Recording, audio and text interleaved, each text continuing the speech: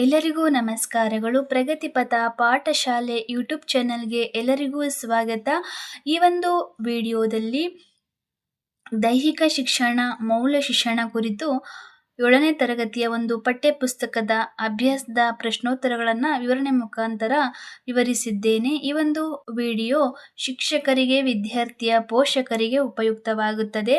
ಹಾಗೆ ಈ ಒಂದು ವಿಡಿಯೋದಲ್ಲಿ ಮೌಲ್ಯ ಶಿಕ್ಷಣ ಚಟುವಟಿಕೆಯ ಒಂದು ಪುಸ್ತಕದಲ್ಲಿ ಈ ಒಂದು ಪುಸ್ತಕವು ನಮಗೆ ಕೇವಲ ಒಂದು ಓದುವುದನ್ನು ಮಾತ್ರ ಕಲಿಸುವುದಿಲ್ಲ, ಬದಲಿಗೆ ನಾವು ದೈಹಿಕವಾಗಿ ಹೇಗೆ ಆರೋಗ್ಯವಾಗಿರಬೇಕು, ಮಾನಸಿಕವಾಗಿ ಹೇಗೆ ಧೈರ್ಯವಾಗಿರಬೇಕು, ಹಾಗೆ ಸಮಾಜದಲ್ಲಿ ಎಲ್ಲರೊಂದಿಗೆ ಹೇಗೆ ನಾವು ಬಾಳಬೇಕು ಅಂತ ಕಲಿಸುವಂತಹ ಒಂದು ಪಠ್ಯಪುಸ್ತಕ.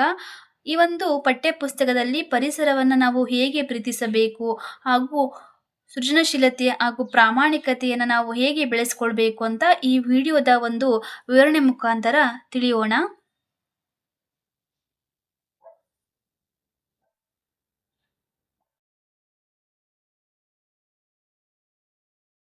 ಪರಿವಿಡಿ ಶೀರ್ಷಿಕೆ ನಮ್ಮ ಮೌಲ್ಯ ಕೇಂದ್ರಿತ ತರಗತಿ ಕೊಠಡಿ. ಹಾಗೆ ಈ ರೀತಿಯಾಗಿ ನಾವು ಅನುವಾದ ಮಾಡಿಕೊಂಡು ಭಾಷೆಯನ್ನು ಕಲಿಯೋದು ಒಳ್ಳೆಯದು. ಇದರಿಂದ ನಮಗೆ ಭಾಷೆಯ ಒಂದು ಸಂಗ್ರಹತೆ ಮತ್ತು ಹಾಗೆ ಅದರ ಬಗ್ಗೆ ನಮಗೆ ಬಹಳಷ್ಟು ವಿಷಯ ತಿಳಿಯುತ್ತಾ ಹೋಗುತ್ತದೆ. ವಿಷಯ ಒಂದೇ ಆಗಿದ್ರೂ ಭಾಷೆಗಳನ್ನು ಕಲಿಯೋದ್ರಿಂದ ನಮಗೆ ನಮ್ಮ ಬುದ್ಧಿಶಕ್ತಿ ಹೆಚ್ಚಾಗುತ್ತದೆ. ಮತ್ತು ಇದೇ ರೀತಿಯಾಗಿ ನನ್ನ ಕೆಲಸ, ನನ್ನ ಹೆಮ್ಮೆ, ನನ್ನ ಏಳ್ಗೆಗೆ ನಾನೇ ಶಿಲ್ಪಿ, ಕ್ಷಮೆಯಾಚನೆ, ದುಃಖ ಹೇಳುತ್ತದೆ, ಸೋಲು ನನ್ನದೇ, ಗೆಲುವು ನನ್ನದೇ, ಸ್ನೇಹಮಯ ಸಂದರ್ಶನ, ಮುಕ್ತ ಮನಸ್ಸಿನಿಂದ ಆಲಿಸೋಣ, ಎಲ್ಲರಿಗಾಗಿ ಶಾಲೆ, ಈ ದೇಹ ಒಂದು ಅದ್ಭುತ ಸೃಷ್ಟಿ, ಹೆಣ್ಣು ಮಕ್ಕಳಿಗೂ ಬೇಕಿದೆ ಸ್ವಾತಂತ್ರ್ಯ. ಇದೇ ರೀತಿಯಾಗಿ ವಿಷಯವನ್ನು, ಅಧ್ಯಯನಗಳನ್ನು, ಈ ಒಂದು ವಿಷಯದ ಬಗ್ಗೆ ನಾವು ವಿವರಣೆ ಮುಖಾಂತರ ಅಭ್ಯಾಸ ಮಾಡೋಣ. ನಮ್ಮ ಮೌಲ್ಯ ಕೇಂದ್ರಿತ ತರಗತಿ ಕೊಠಡಿ. ಈ ಒಂದು ವಿಷಯದಲ್ಲಿ ತರಗತಿಯ ಕೊಠಡಿಯನ್ನು ನಾವು ಯಾವ ರೀತಿಯಾಗಿ ಸುರಕ್ಷಿತವಾಗಿ ಮತ್ತು ಭಾವನಾತ್ಮಕವಾಗಿ ಕಾಪಾಡಿಕೊಳ್ಬೇಕು ಅಂತ ಇಲ್ಲಿ ತಿಳಿಸಲಾಗಿದೆ. ಮೌಲ್ಯಗಳ ಗೋಡೆ, ಸಾಮರ್ಥ್ಯಗಳ ಗೋಡೆ. ಇದೇ ರೀತಿಯಾಗಿ ನಾವು ಈ ಒಂದು ವಿಷಯದ ಅನುಸಾರವಾಗಿ ನಮ್ಮ ಶಾಲೆಯ ಒಂದು ಸುರಕ್ಷತೆಯನ್ನು ಕಾಪಾಡಿಕೊಳ್ಬೇಕು ಅಂತ ತಿಳಿಸಲಾಗಿದೆ. ನನ್ನ ಕೆಲಸ, ನನ್ನ ಹೆಮ್ಮೆ. ಈ ಒಂದು ವಿಷಯದಲ್ಲಿ ನಮಗೆ ದಿನನಿತ್ಯ ಕಸ ಗುಡಿಸುವವರು, ಹಾಗೆ ರೈತರು, ಅಡಿಗೆ ಮಾಡುವವರು, ಮರಗೆಲಸ ಮಾಡುವವರು, ಎಲೆಕ್ಟ್ರಿಷಿಯನ್, ದರ್ಜೆ, ಬಟ್ಟೆಯನ್ನು ಹೊಲಿಯುವವರು, ಪೌರ ಕಾರ್ಮಿಕರುಗಳು, ನಮ್ಮ ಎಲ್ಲ ಕೆಲಸಗಳಿಗೂ ಈ ಎಲ್ಲ ಕೆಲಸಗಾರರು ಕೂಡ ಅತಿ ಮುಖ್ಯವಾಗುತ್ತದೆ. ಅಂದರೆ ಇಲ್ಲಿ ಎಲ್ಲ ಕೆಲಸಕ್ಕೂ ಅದರದ್ದೇದಂತಹ ಗೌರವ ಇದೆ ಅಂತ ಹೇಳಲಾಗಿದೆ. ಯಾವ ಕೆಲಸನೂ ಕೂಡ ಮೇಲು ಕೀಳು ಅಂತ ಭೇದ ಭಾವ ಇಲ್ಲ, ಎಲ್ಲ ಕೆಲಸನೂ ಕೂಡ ಪ್ರಾಮುಖ್ಯತೆಯನ್ನು ಹೊಂದಿದೆ ಅಂತ ಹೇಳಲಾಗಿದೆ. ಹಾಗೆ ಸಾಲುಮರದ ತಿಮ್ಮಕ್ಕ ಪರಿಸರವಾದಿ, ಇವರ ಬಗ್ಗೆನೂ ಕೂಡ ಇಲ್ಲಿ ವಿವರವಾಗಿ ತಿಳಿಸಲಾಗಿದೆ. ಹಾಗೆ ಇಲ್ಲಿರುವಂತಹ ಪ್ರಶ್ನೆಗಳಿಗೆ ಉತ್ತರಿಸೋಣ. ನಾವು ಅಸಾಧಾರಣ ಕೆಲಸಗಳನ್ನು ಮಾಡುವ ಮೂಲಕ ಸಮಾಜಕ್ಕೆ ಅಗಾಧವಾದ ಕೊಡುಗೆ ನೀಡುವ ಜನರನ್ನು ಮಾತ್ರ ಗೌರವಿಸುತ್ತೇವೆಯೇ? ಇಲ್ಲ, ಎಲ್ಲರನ್ನೂ ಕೂಡ ಗೌರವಿಸಬೇಕು. ನಾವು ಎಲ್ಲರನ್ನ ಗೌರವಿಸಲು ಸಾಧ್ಯವೇ? ಹೌದು, ಸಾಧ್ಯ. ಹಾಗೆ ನಮ್ಮಲ್ಲಿ ಗೌರವಿಸುವ ಮನಸ್ಸು ಇದ್ದರೆ ಎಲ್ಲರನ್ನೂ ಕೂಡ ಗೌರವಿಸಬಹುದು. ಹಾಗೆ ನೀವು ಗೌರವಿಸುವ ಕೆಲಸಗಳು ಅಥವಾ ಉದ್ಯೋಗಗಳನ್ನು ಹೆಸರಿಸಿ. ನಾವು ಎಲ್ಲ ಕೆಲಸಗಳನ್ನು ಕೂಡ ಉದ್ಯೋಗಗಳನ್ನು ಕೂಡ ಗೌರವಿಸುತ್ತೇವೆ. ಆಟೋ ರಿಕ್ಷಾವನ್ನು ಓಡಿಸುವಂತಹ ಆಟೋ ಚಾಲಕ, ಹಾಗೆ ಶಾಲೆಯಲ್ಲಿ ಪಾಠ ಮಾಡುವಂತಹ ಗುರುಗಳು, ಹಾಗೆ ಕಸವನ್ನು ಗುಡಿಸುವಂತಹ ಕಾರ್ಮಿಕರು, ಇನ್ನು ಉಳಿದಂತಹ ಕಾರ್ಮಿಕರಿಗೆ ಅವರಿಗೆ ನಾವು ಗೌರವವನ್ನು ಕೊಡುತ್ತೇವೆ. ಹಾಗೆ ನೀವು ಯಾವ ವೃತ್ತಿ ಅಥವಾ ಕೆಲಸವನ್ನ ಗೌರವಿಸುವುದಿಲ್ಲ. ಕೆಲಸಕ್ಕೆ ಯಾವ ಕೆಲಸವನ್ನು ಕೂಡ ನಾವು ಹೀಗಳೆಯಬಾರದು. ಅಂದರೆ ಕಾನೂನು ಬಾಹಿರವಾಗಿರುವಂತಹದ್ದು, ಹಾಗೆ ಸಮಾಜಕ್ಕೆ ಮಾರಕವಾಗಿರುವಂತಹ ವೃತ್ತಿಗಳು ಅಥವಾ ಕೆಲಸಗಳನ್ನು ಗೌರವಿಸಬಾರದು, ಹಾಗೆ ಪ್ರೋತ್ಸಾಹಿಸಬಾರದು. ಇದೇ ರೀತಿಯಾಗಿ ಆ, ಗುಂಪಿನಲ್ಲಿ ಚರ್ಚಿಸಿ ಉತ್ತರವನ್ನು ಕಂಡುಕೊಳ್ಬೇಕು. ನನ್ನ ಏಳ್ಗೆ ನಾನೇ ಶಿಲ್ಪಿ. ನನ್ನ ಏಳಿಗೆಗೆ ನಾನೇ ಶಿಲ್ಪಿ.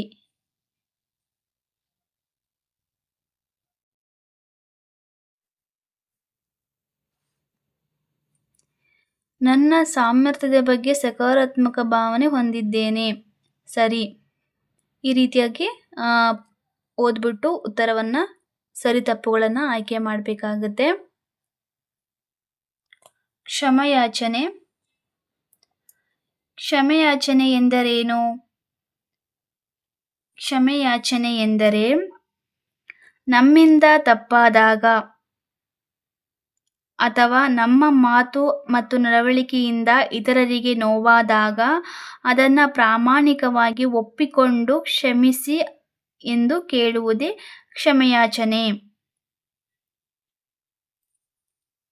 ಹಾಗೆ ಇಲ್ಲಿ ಸರಿ ತಪ್ಪುಗಳನ್ನು ಟಿಕ್ ಮಾಡಬೇಕಾಗುತ್ತೆ. ಕ್ಷಮಿಸಿ, ನಾನು ಮತ್ತೆ ಹಾಗೆ ಮಾಡುವುದಿಲ್ಲ ಎಂದು ಹೇಳುವಂತಹ ವ್ಯಕ್ತಿ ಪದೇ ಪದೇ ಅದೇ ತಪ್ಪುಗಳನ್ನು ಮಾಡುತ್ತಿರಬಹುದು. ಅದು ತಪ್ಪು. ಆ ವ್ಯಕ್ತಿ ಹಾಗೆ ವರ್ತಿಸಲು ಕಾರಣವೇನೆಂದು ಸಂದರ್ಭ ವಿವರಿಸುತ್ತದೆ. ಸರಿ, ಆ ಪರಿಸ್ಥಿತಿ ಅವರ ನಿಯಂತ್ರಣದಲ್ಲಿರಲಿಲ್ಲ. ಸಂದರ್ಭ ಅವರನ್ನು ಹಾಗೆ ವರ್ತಿಸುವಂತೆ ಮಾಡಿತು. ಅಂದರೆ ಇಲ್ಲಿ ಆ ಒಂದು ಸಮಯ ಸಂದರ್ಭಕ್ಕೆ ಒಬ್ಬ ವ್ಯಕ್ತಿಯು ಯಾವಾಗಲೂ ಕೂಡ ಕ್ಷಮಿಸುವಂತಹ ಗುಣವನ್ನು ಹೊಂದಿರಬೇಕು. ಆದರೆ ಅದು ತಪ್ಪು ಅಂತ ಗೊತ್ತಿದ್ರೂ ಕೂಡ ನಾವು ಅದಕ್ಕೆ ಪ್ರೋತ್ಸಾಹವನ್ನು ಕೊಡಬಾರ್ದು.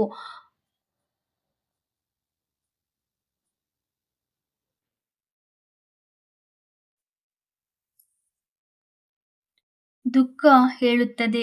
ಈ ಒಂದು ವಿಷಯದಲ್ಲಿ ಏನಪ್ಪಾ ಅಂತಂದರೆ, ಆಲಿಸುವುದು ಅಂತಂದರೆ ಕೇವಲ ಮಾತುಗಳನ್ನು ಕೇಳುವುದಾಗಲಿ, ಆಲೋಚನೆ ಮಾಡೋದಾಗಲಿ, ಚರ್ಚೆ ಮಾಡೋದಾಗಲಿ ಅಲ್ಲ. ನಾವು ಒಬ್ಬರ ಮಾತನ್ನು ಆಲಿಸ್ತಾ ಇದ್ದೀವಿ ಅಂತಂದರೆ ಅವರ ಮಾತುಗಳನ್ನು ಕೇಳಿಸಿಕೊಳ್ಳುವುದಕ್ಕಿಂತ ಹೆಚ್ಚಾಗಿ ಮಾತನಾಡುವವರ ಕಡೆಗೆ ನಮ್ಮ ಸಂಪೂರ್ಣ ಗಮನವನ್ನು ನೀಡುವುದು, ಹಾಗೆ ಅವರ ಭಾವನೆಗಳು ಮತ್ತು ದೃಷ್ಟಿಕೋನಗಳನ್ನು ನಾವು ಗೌರವಿಸುವುದು. ಅದೇ ರೀತಿಯಾಗಿ ಸೋಲು ನನ್ನದೇ, ಗೆಲುವು ನನ್ನದೇ.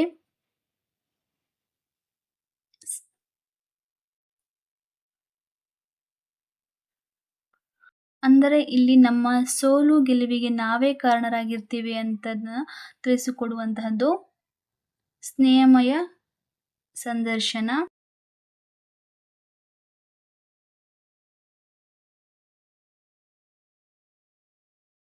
ಹಾಗೆ ಇಲ್ಲಿ ನೀನು ಹೆಚ್ಚು ಇಷ್ಟಪಡುವಂತಹ ಆಹಾರ ಯಾವುದು? ನಿಮ್ಮ ಒಂದು ಸ್ವಂತ ಉತ್ತರವನ್ನು ನೀವು ಬರೀಬಹುದು. ಮುಕ್ತ ಮನಸ್ಸಿನಿಂದ ಆಲಿಸೋಣ. ಯಾರಾದರೂ ನಿಮ್ಮ ಮಾತುಗಳನ್ನು ಆಸಕ್ತಿಯಿಂದ ಕೇಳಿಸಿಕೊಂಡಾಗ ನಿಮಗೆ ಹೇಗನಿಸುತ್ತದೆ? ಯಾರಾದರೂ ನನ್ನ ಮಾತುಗಳನ್ನು ಆಸಕ್ತಿಯಿಂದ ಕೇಳಿದಾಗ ನನಗೆ ತುಂಬ ಸಂತೋಷವಾಗುತ್ತದೆ. ನನ್ನನ್ನು ಗೌರವಿಸುತ್ತಿದ್ದಾರೆ ಎಂದು ನನಗೆ ಅನಿಸುತ್ತದೆ. ಹಾಗಾಗಿ ನನಗೆ ಆತ್ಮವಿಶ್ವಾಸ ಮೂಡುತ್ತದೆ. ಮಧ್ಯೆ ಮಧ್ಯೆ ಮಾತನಾಡದೇ ಇರುವುದು ಸುಲಭ ಅಥವಾ ಕಷ್ಟವಾಯಿತೆ? ಮಧ್ಯೆ ಮಧ್ಯೆ ಮಾತನಾಡುವುದು ತುಂಬ ಕಷ್ಟಕರ. ನಾವು ಇನ್ನೊಬ್ಬರ ಮಾತುಗಳನ್ನು ಕೇಳುವಾಗ ಗಮನವಿಟ್ಟು ಕೇಳಿಸಿಕೊಳ್ಳಬೇಕು.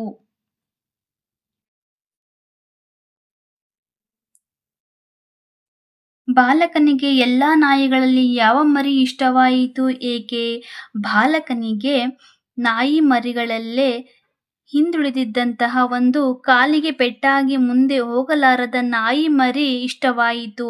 ಏಕೆಂದರೆ ಆ ಮರಿಗೆ ಬೇರೆ ಯಾರೂ ಸಹಾಯ ಮಾಡುವುದಿಲ್ಲವೆಂದು ಆತ ಆ ನಾಯಿಯ ಸ್ಥಿತಿಯನ್ನು ಕಂಡು ಬಾಲಕನಿಗೆ ಕರುಣೆ ಉಂಟಾಗಿ ಆ ನಾಯಿ ಆತನಿಗೆ ಇಷ್ಟವಾಯಿತು. ನಿಮ್ಮ ಸುತ್ತಲೂ ಸಹಾಯದ ಅಗತ್ಯವಿರುವ ಯಾರಾದರೂ ಇದ್ದರೆ ನೀವು ಏನು ಮಾಡುತ್ತೀರಿ? ನನ್ನ ಸುತ್ತಲೂ ಸಹಾಯದ ಅಗತ್ಯವಿರುವ ಪ್ರಾಣಿಗಳು ಅಥವಾ ಮನುಷ್ಯರು ಕಂಡುಬಂದರೆ ನನಗೆ ಸಾಧ್ಯವಿರುವ ಮಟ್ಟಿಗೆ ಅವರಿಗೆ ಆಹಾರ, ಆಶ್ರಯ ಮತ್ತು ಚಿಕಿತ್ಸೆಯನ್ನು ಕೊಡುವಂತಹ ನೆರವನ್ನು ನಾನು ಮಾಡುತ್ತೇನೆ. ಸಹಾಯ ಅಗತ್ಯ ಇರುವವರಿಗೆ ಪ್ರೀತಿಯಿಂದ ಕೈಜೋಡಿಸುವುದು ಏಕೆ ಮುಖ್ಯ? ಪ್ರೀತಿಯಿಂದ ಕೈಜೋಡಿಸುವುದರಿಂದ ಕಷ್ಟದಲ್ಲಿದ್ದವರಿಗೆ ಧೈರ್ಯ ಮತ್ತು ಬದುಕುವ ಭರವಸೆ ಸಿಗುತ್ತದೆ. ಇದು ಸಮಾಜದಲ್ಲಿ ಕರುಣೆ ಮತ್ತು ಮಾನವೀಯತೆಯನ್ನು ಬೆಳೆಸುತ್ತದೆ. ಈ ಕಥೆಯ ಶ್ರೇಷ್ಠ ಸಂದೇಶವೇನು? ಅದನ್ನು ನಾವೆಲ್ಲರೂ ನಮ್ಮ ಜೀವನದಲ್ಲಿ ಹೇಗೆ ಅನುಸರಿಸಬಹುದು? ಕಷ್ಟದಲ್ಲಿದ್ದವರು ತಮ್ಮ ಬಲಹೀನರಾಗಿರುವಂತಹ ಜೀವಿಗಳಿಗೆ ಮೊದಲು ಕರುಣೆ ತೋರಿಸಬೇಕು ಎನ್ನುವುದೇ ಈ ಕಥೆಯ ಸಂದೇಶ. ಯಾರು ಗಮನಿಸದ ಅಥವಾ ಕಡೆಗಣಿಸಿದ ವ್ಯಕ್ತಿಗಳಿಗೆ, ಪ್ರಾಣಿಗಳಿಗೆ ನಮ್ಮ ಜೀವನದಲ್ಲಿ ಆದ್ಯತೆ ನೀಡಿ ಸಹಾಯ ಮಾಡುವುದರ ಮೂಲಕ ನಾವು ಸಹಾಯವನ್ನ ಮಾಡುವಂತಹ ಮನೋಭಾವನೆಯನ್ನ ಬೆಳೆಸಿಕೊಳ್ಳಬೇಕು. ಎಲ್ಲರಿಗಾಗಿ ಶಾಲೆ. ಹಾಗೆ ಇಲ್ಲಿರುವಂತಹ ಪಠ್ಯದಲ್ಲಿರುವಂತಹ ಒಂದು ಸಲಹೆಯನ್ನ ನಾವು ಕೊಟ್ಟಿರುವಂತಹ ಪ್ರಶ್ನೆಗಳಿಗೆ ಉತ್ತರ ಅಂದರೆ ಇಲ್ಲಿ ಮಕ್ಕಳೆಲ್ಲರೂ ಶಾಲಾ ಶೈಕ್ಷಣಿಕ ಪ್ರವಾಸಕ್ಕೆ ಹೋದರು. ಅಲ್ಲಿ ಪ್ರಾಣಿ ಸಂಗ್ರಹಾಲಯದಲ್ಲಿ ಅನೇಕ ಪ್ರಾಣಿಗಳನ್ನು ನೋಡುತ್ತಿದ್ದಾರೆ. ಆದರೆ ಅಲ್ಲಿದ್ದ ದೊಡ್ಡ ಪಂಜರದ ಮೂಲೆಯಲ್ಲಿ ಕೂತಿದ್ದ ಒಂದು ಸಪ್ಪೆ ಮುಖವನ್ನ ಮಾಡಿ ಕುಳಿತಿದ್ದಂತಹ ಪಿಳಿ ನೋಡುತ್ತಾ ಕೂತಿದ್ದ ಕೋತಿಯನ್ನ ನೋಡುತ್ತಾರೆ. ಅಂದರೆ ಅಲ್ಲಿ ಆ ಒಂದು ಕೋತಿಯು ಒಂಟಿತನವನ್ನ ಅನುಭವಿಸುತ್ತಿದೆ, ತನ್ನ ಸ್ನೇಹಿತರಿಲ್ಲದೆ ಎನ್ನುವಂತಹ ವಿಷಯ ಗೊತ್ತಾಗುತ್ತದೆ. ಹಾಗೆ ಇಲ್ಲಿ ಶಾಲೆಗೆ ಹೊಸದಾಗಿ ಬಂದಿರುವಂತಹ ವಿದ್ಯಾರ್ಥಿಯನ್ನ ನಾವು ಹೇಗೆ ಪ್ರತಿಕ್ರಿಯಿಸ್ತೀವಿ ಅವಳೊಂದಿಗೆ ಅಂತ ಅಂದರೆ, ನಾನು ಅವಳ ಬಳಿ ಹೋಗಿ ಸ್ನೇಹದಿಂದ ಮಾತನಾಡಿ ನನ್ನ ಪಠ್ಯಪುಸ್ತಕಗಳನ್ನು ಅವಳೊಂದಿಗೆ ಹಂಚಿಕೊಳ್ಳುತ್ತೇನೆ ಮತ್ತು ಅವಳಿಗೆ ಶಾಲೆಯ ವಾತಾವರಣವನ್ನು ಒಗ್ಗಿಕೊಳ್ಳುವಂತೆ ನಾನು ಅವಳಿಗೆ ಸಹಾಯ ಮಾಡುತ್ತೇನೆ. ಹಾಗೆ ತಂದೆಯ ಕಡುವೈರಿಯೊಬ್ಬರು ರಸ್ತೆಯಲ್ಲಿ ಗಾಯಗೊಂಡಿದ್ದಾಗ ನಮ್ಮ ಅಭಿಪ್ರಾಯ ಏನು ಅಂತಂದರೆ, ನಾವು ಅತ್ಯಂತ ಒಳ್ಳೆಯ ಮನಸ್ಸಿನಿಂದ ವೈರತ್ವ ಭಾವನೆ ಇದ್ದರೂ ಕೂಡ ಜೀವವನ್ನು ಉಳಿಸಬೇಕು ಎನ್ನುವಂತಹ ಮಾನವೀಯತೆಯ ದೃಷ್ಟಿಯಿಂದ ನಾವು ಅವರನ್ನು ಆಸ್ಪತ್ರೆಗೆ ಸೇರಿಸುತ್ತೇವೆ. ಹಾಗೆ ಇಲ್ಲಿ ಹುಡುಗನೊಬ್ಬ ಸಮಯ ಪ್ರಜ್ಞೆ ಮತ್ತು ಜೀವ ಉಳಿಸುವಂತಹ ಮೌಲ್ಯವನ್ನು ಹೊಂದಿದ್ದಾನೆ. ಹಾಗೆ ಕಷ್ಟದ ಸಮಯದಲ್ಲಿ ಇನ್ನೊಬ್ಬರಿಗೆ ನೆರವಾಗುವಂತಹ ಗುಣವನ್ನು ನಾವೆಲ್ಲರೂ ಅಳವಡಿಸಿಕೊಳ್ಬೇಕು ಅಂತ ಗೊತ್ತಾಗುತ್ತದೆ. ನಿಮ್ಮ ಶಾಲೆಯ ಕೊಠಡಿಯಲ್ಲಿ ಎಲ್ಲ ಮಕ್ಕಳನ್ನ ಒಳಗೊಳ್ಳಲು ಯಾವ ಮುಖ್ಯ ಬದಲಾವಣೆ ಮಾಡಿಕೊಳ್ಬೇಕು? ಭೌತಿಕ ಬದಲಾವಣೆ ಮಾಡಿಕೊಳ್ಬೇಕು. ಹಾಗೆ ಕಲಿಕಾ ಸಾಮಗ್ರಿಗಳನ್ನ ಬಳಸಬೇಕು. ಹಾಗೆ ಕೂರಲು ವ್ಯವಸ್ಥೆಯನ್ನ ಮಾಡಬೇಕು. ಹಾಗೆ ಪರಸ್ಪರ ಸಹಪಾಠಿಗಳ ವರ್ತನೆಯಲ್ಲಿ ಬದಲಾವಣೆ ಮಾಡಿ ಅವರಲ್ಲಿ ಸ್ನೇಹತ್ವ ಮನೋಭಾವನೆಯನ್ನ ಬೆಳೆಸಿದಾಗ ಶಾಲೆಯಲ್ಲಿ ಮಕ್ಕಳು ಪರಿಸರವನ್ನ ಒಗ್ಗಿಕೊಳ್ತಾರೆ. ಈ ದೇಹ ಒಂದು ಅದ್ಭುತ ಸೃಷ್ಟಿ. ಹಾಗೆ ಅಂಗವೈಕಲ್ಯದ ಕಾರಣಕ್ಕೆ ವ್ಯಕ್ತಿಯ ದೇಹವು ಕಾಣುವ ರೀತಿ ಮತ್ತು ಅವರ ನಡೆದಾಡುವ ರೀತಿಯಿಂದ ಅವರನ್ನು ಅಪಹಾಸ್ಯ ಮಾಡುವುದು ಸರಿಯೇ? ತಪ್ಪು.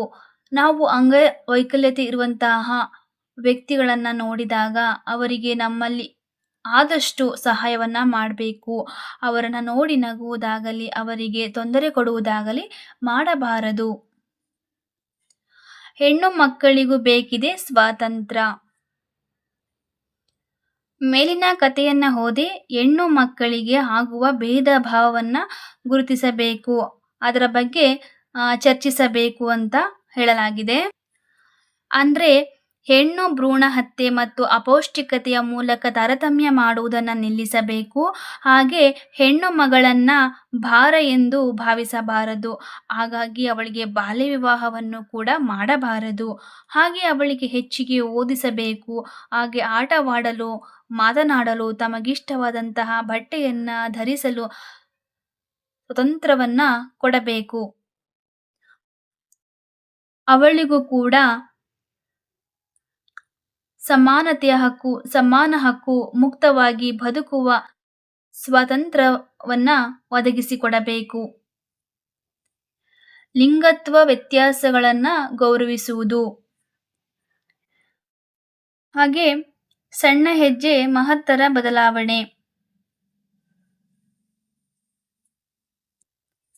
ಹಾಗೆ ಅಬಿದ್ ಸ್ಫೂರ್ತಿ ಅವರ ಕಾರ್ಯ ಚಟುವಟಿಕೆ ನಿಮ್ಮಲ್ಲಿ ಯಾವುದಾದರೂ ಹೊಸ ಆಲೋಚನೆಗೆ ಕಾರಣವಾಗಿದೆ ಎಂದು ನಿಮಗೆ ಅನಿಸುತ್ತಿದೆಯೇ? ವಿವರಿಸಿ. ಹೌದು, ಕೋಲ್ಕತ್ತಾದಲ್ಲಿ ನೀರಿನ ಪೋಲಾಗುವಿಕೆಯನ್ನ ತಡೆಯಲು ಅವರು ಪ್ರತಿ ಮನೆಗೆ ಹೋಗಿ ನಲ್ಲಿಯ ಟ್ಯಾಪ್ಗಳನ್ನು ಸರಿಪಡಿಸಿದ ರೀತಿ ನಮಗೆ ಪ್ರೇರಣೆ ನೀಡುತ್ತದೆ. ಸಣ್ಣ ಬದಲಾವಣೆಯೂ ಕೂಡ ದೊಡ್ಡ ಪರಿಣಾಮವನ್ನ ಬೀರಬಲ್ಲದು ಎಂದು ತಿಳಿಯುತ್ತದೆ. ನೀವು ನಿಮ್ಮ ಶಾಲೆಯಲ್ಲಿ ಅಥವಾ ಸಮುದಾಯದಲ್ಲಿ ಈ ರೀತಿಯ ಚಿಕ್ಕ ಸಹಾಯದಿಂದ ಬದಲಾವಣೆ ತರಲು ಯಾವ ಕೆಲಸವನ್ನ ಮಾಡಬಹುದು? ಶಾಲೆಯಲ್ಲಿ ನಲ್ಲಿಗಳು ಲೀಕ್ ಆಗುತ್ತಿದ್ದರೆ, ನೀರು ಪೋಲಾಗುತ್ತಿದ್ದರೆ ಶಿಕ್ಷಕರ ಗಮನಕ್ಕೆ ತಂದು ಸರಿಪಡಿಸುವ ಒಂದು ಪ್ರಯತ್ನಕ್ಕೆ ಹೋಗುತ್ತೇವೆ. ಹಾಗೆ ನೀರು ಪೋಲಾಗದಂತೆ ನೋಡಿಕೊಳ್ಳುತ್ತೇವೆ. ಹಾಗೆ ಪ್ಲಾಸ್ಟಿಕ್ ಬಳಕೆಯನ್ನ ಕಡಿಮೆ ಮಾಡಲು ನಾವು ಜಾಗೃತಿಯನ್ನ ಮೂಡಿಸುತ್ತೇವೆ. ಇಂತಹ ಹೊಸ ಪರಿಹಾರಗಳನ್ನ ಹುಡುಕುವಲ್ಲಿ ವೈಜ್ಞಾನಿಕ ಮನೋಭಾವ ಹೇಗೆ ಸಹಾಯ ಮಾಡುತ್ತದೆ? ವೈಜ್ಞಾನಿಕ ಮನೋಭಾವನೆಯಿಂದ ಪರಿಸರದ ಸಂರಕ್ಷಣೆ ಉಂಟಾಗುತ್ತದೆ. ಹಾಗೆ ಸಮಸ್ಯೆಗಳಿಗೆ ಪರಿಹಾರ ಹುಡುಕುವಲ್ಲಿ ಕುತೂಹಲದ ಪಾತ್ರವೇನು?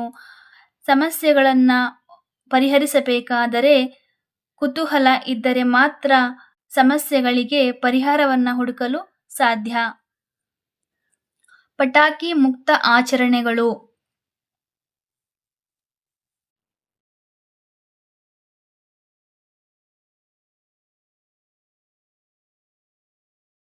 ಶಬ್ದ ಮತ್ತು ವಾಯು ಮಾಲಿನ್ಯ ರಹಿತ ಸಂಭ್ರಮದ ಹಬ್ಬ ಆಚರಣೆ ಸಾಧ್ಯವಿಲ್ಲವೇ? ಸಾಧ್ಯವಿದೆ. ಹೇಗೆ ಅಂತಂದ್ರೆ ಖಂಡಿತ ಸಾಧ್ಯವಿದೆ. ಪಟಾಕಿಗಳನ್ನ ಹೊಡೆಯುವ ಬದಲು ದೀಪಗಳನ್ನ ಹಚ್ಚಿ, ಮನೆಯನ್ನ ಅಲಂಕರಿಸಿ, ಸಿಹಿ ಹಂಚಿ ಪರಿಸರ ಸ್ನೇಹಿ ಹಬ್ಬವನ್ನ ಆಚರಿಸಬಹುದು. ಬದಲಿಗೆ ನೀವು ಏನ್ ಮಾಡಬಹುದು? ನಾವು ಮಣ್ಣಿನ ಹಣತೆಗಳನ್ನ ಹಚ್ಚಬಹುದು, ರಂಗೋಲಿಯನ್ನ ಹಾಕಬಹುದು, ಸ್ನೇಹಿತರೊಂದಿಗೆ ಸಾಂಸ್ಕೃತಿಕ ಕಾರ್ಯಕ್ರಮವನ್ನ ನಡೆಸಬಹುದು. ಹಾಗೆ ಗೆಳೆಯರಿಗಾಗಿ ಕೈಯಿಂದ ಮಾಡಿದಂತಹ ನೈಸರ್ಗಿಕ ಮತ್ತು ಪ್ಲಾಸ್ಟಿಕ್ ಅಲ್ಲದ ವಸ್ತುಗಳ ಉಡುಗೊರೆ ತಯಾರಿಸುತ್ತೇವೆ. ಇದರಿಂದ ಪರಿಸರ ಸಂರಕ್ಷಣೆ ಆಗುತ್ತದೆ ಹಾಗೂ ಹಣವೂ ಕೂಡ ಉಳಿತಾಯವಾಗುತ್ತದೆ. ಮತ ಚಲಾಯಿಸದ ಹಳ್ಳಿ.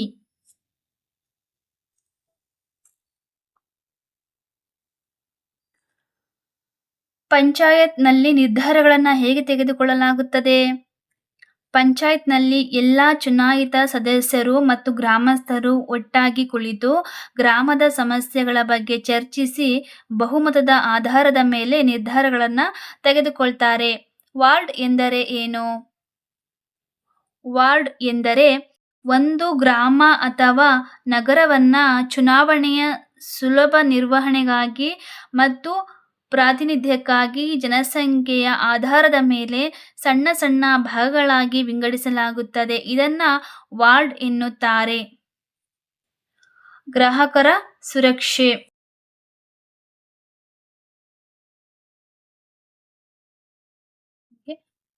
ಇಲ್ಲಿ ನೀವು ಅನನ್ಯಾಳ ಸ್ಥಾನದಲ್ಲಿದ್ದರೆ ಈ ಪರಿಸ್ಥಿತಿಯಲ್ಲಿ ನೀವು ಏನು ಮಾಡುತ್ತಿದ್ದೀರಿ?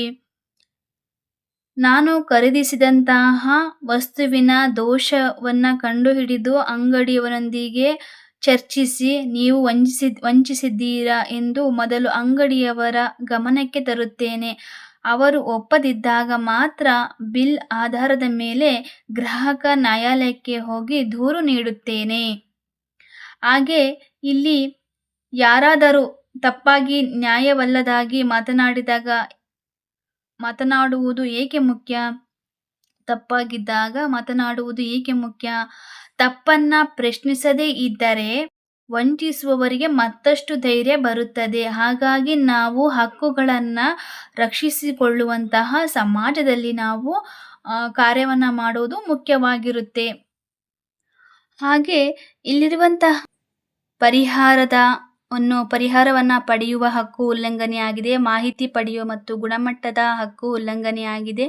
ಹಾಗೂ ಸುರಕ್ಷತೆಯ ಮತ್ತು ಆಯ್ಕೆಯ ಹಕ್ಕಿನ ಉಲ್ಲಂಘನೆಯಾಗಿದೆ.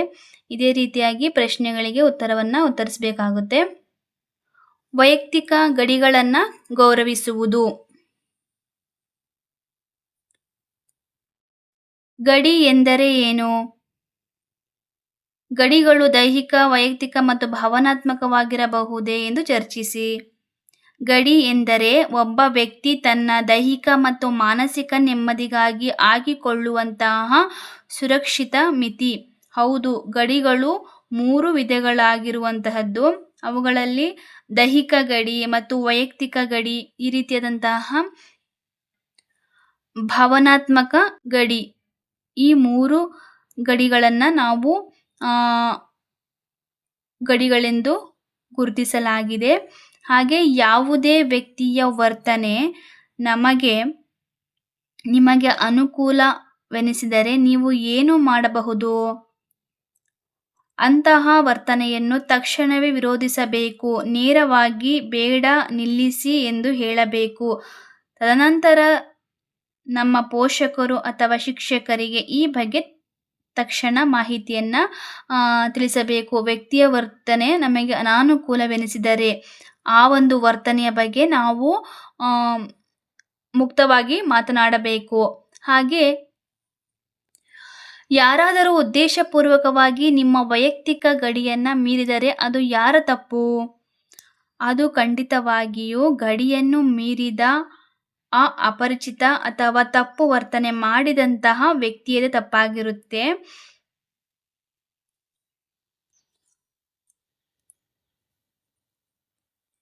ಯಾವ ರೀತಿಯ ವ್ಯಕ್ತಿಗಳು ತಮ್ಮ ವೈಯಕ್ತಿಕ ಗಡಿ ದಾಟುತ್ತಾರೆ? ಅವರು ಯಾವಾಗಲೂ ಅಪರಿಚಿತರೇ ಆಗಿರುತ್ತಾರೆಯೇ? ನಮ್ಮ ಪರಿಚಯಸ್ಥರು ಕೂಡ ಇರಬಹುದಲ್ಲವೇ? ನಮ್ಮ ಇಷ್ಟರದಲ್ಲಿ ಅವರಿಗೆ ಶಿಕ್ಷೆಯನ್ನ ಕೊಡಿಸಬೇಕು. ಅಸುರಕ್ಷಿತ ವರ್ತನೆಗೆ ಪ್ರತಿಕ್ರಿಯೆ.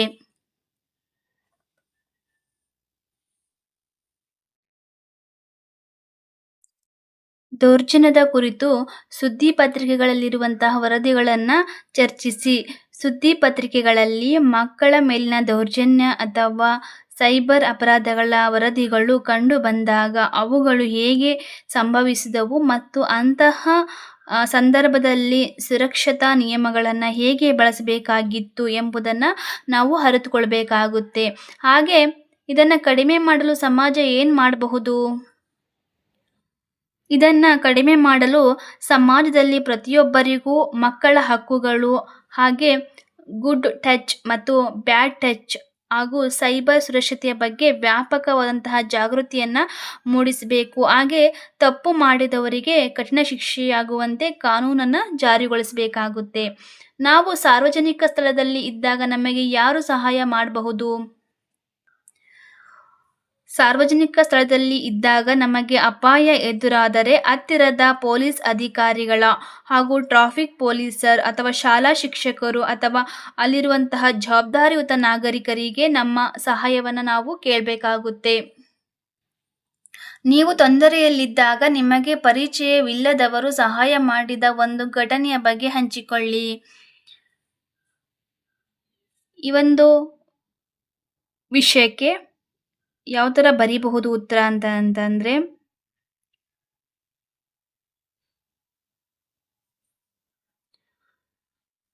ಪರಿಚಯವಿಲ್ಲದಿದ್ದರೂ ಕೂಡ ಸಹಾಯವನ್ನ ಮಾಡುವಂತಹ ಮನಸ್ಥಿತಿ ಇದ್ದರೆ ನಾವು ಸಹಾಯವನ್ನ ತೆಗೆದುಕೊಳ್ಳಬಹುದು.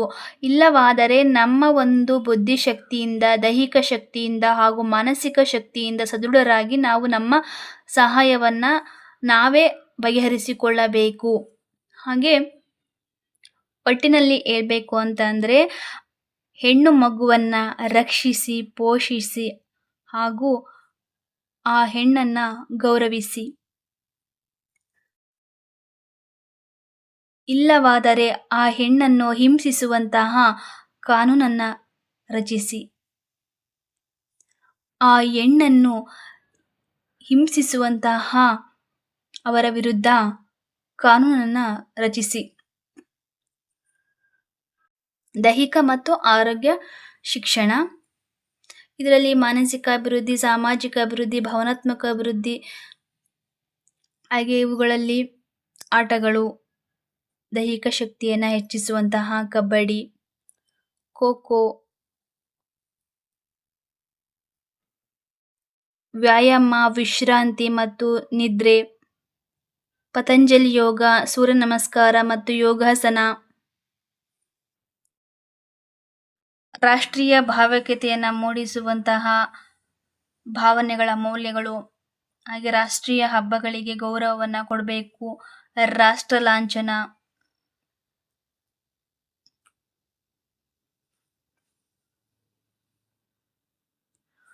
ಒಟ್ಟಿನಲ್ಲಿ ಹೇಳ್ಬೇಕು ಅಂತಂದರೆ ಈ ಒಂದು ಪಠ್ಯ ಪುಸ್ತಕದಲ್ಲಿ ಮಹಿಳೆಯ ರಕ್ಷಣೆ ಹಾಗೂ ಮಗುವಿನ ಪೋಷಣೆ ಹಾಗೂ ಮಗುವಿನ ಬೆಳವಣಿಗೆ, ಹಾಗೆ ಮಗುವಿನ ಶೈಕ್ಷಣಾತ್ಮಕ ಹಾಗೂ ಭಾವನಾತ್ಮಕ ಹಾಗೂ ದೈಹಿಕ ಹಾಗೂ ಮಾನಸಿಕ ಸಾಮರ್ಥ್ಯದ ಒಂದು ಬೆಳವಣಿಗೆ ಆಗಿರುತ್ತೆ. ಹಾಗೆ ಒಂದು ಮಗುವಿನ ರಕ್ಷಣೆ ಹಾಗೂ ಕಾನೂನಿನ ರಚನೆ, ಕಾನೂನಿನ ಸಂರಕ್ಷಣೆ, ಹಾಗೆ ನಮ್ಮ ಹಕ್ಕುಗಳು, ಕರ್ತವ್ಯಗಳು, ಇವುಗಳ ಮೌಲ್ಯ ಹಾಗೂ ಮೌಲ್ಯಯುತ ಜೀವನಗಳ ಬಗ್ಗೆ ಅರಿತುಕೊಂಡು ಜೀವನವನ್ನು ನಡೆಸುವಂತಹ ಒಂದು ಮೌಲ್ಯ ಶಿಕ್ಷಣವನ್ನು ನೀಡುವಂತಹ ಉದ್ದೇಶ